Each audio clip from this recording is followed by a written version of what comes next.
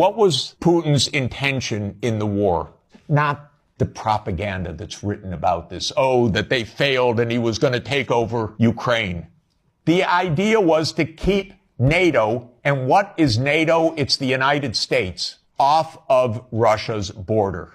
No more, no less. When the Soviet Union ended in 1991, and an agreement was made that NATO will not move 1 inch eastward. Now, what happened after 1991, the United States decided there would be no end to eastward enlargement of NATO. And the decision was taken formally in 1994. When President Clinton signed off on NATO enlargement to the east, all the way to Ukraine and into Georgia. So the NATO enlargement, as you know, started in 1999 with Hungary, Poland, and the Czech Republic. And Russia was extremely unhappy about it. But these were countries still far from the border. So the next round of NATO enlargement came in 2004. With the 3 Baltic states, Romania, Bulgaria, Slovenia, and Slovakia. At this point, Russia was pretty damn upset.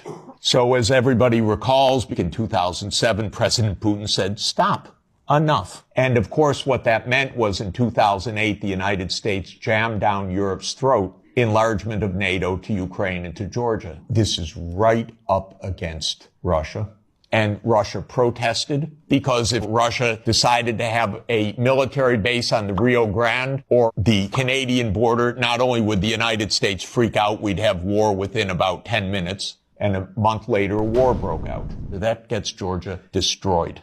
And starting in 2010, the U.S. put in Aegis missile systems in Poland and then in Romania. And Russia doesn't like that. In 2010, Viktor Yanukovych was elected on the platform of neutrality. Russia had no territorial interests or designs in Ukraine at all. What Russia was negotiating was a 25-year lease for Sevastopol Naval Base. That's it. Not for Crimea, not for the Donbass, nothing. In 2014, the U.S. worked actively to overthrow Yanukovych. Everybody knows the phone call by my Columbia University colleague, Victoria Nuland, and the U.S. Ambassador Peter Piot. Listen to it. It's fascinating. I don't think Cleach should go into the government. I don't think it's necessary. I don't think it's a good idea. I think Yats is the guy who's got the economic experience, the governing experience, and, fuck the EU.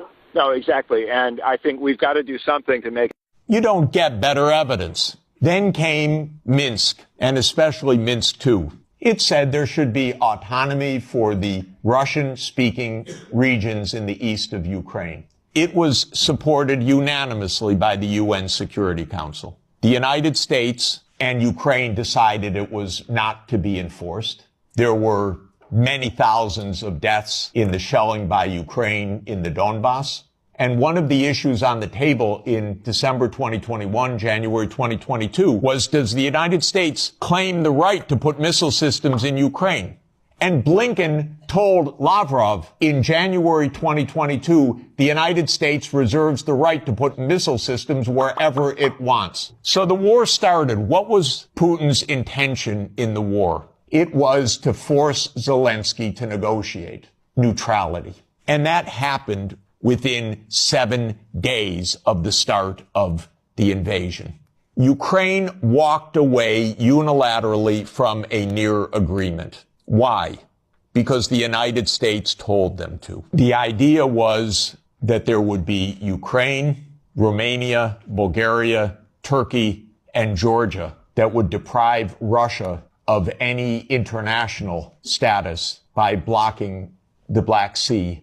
And the American senators, who are as nasty and cynical and corrupt as imaginable, say this is wonderful expenditure of our money because no Americans are dying. It's the pure proxy war. And since the U.S. talked the negotiators away from the table, about 1 million Ukrainians have died or been severely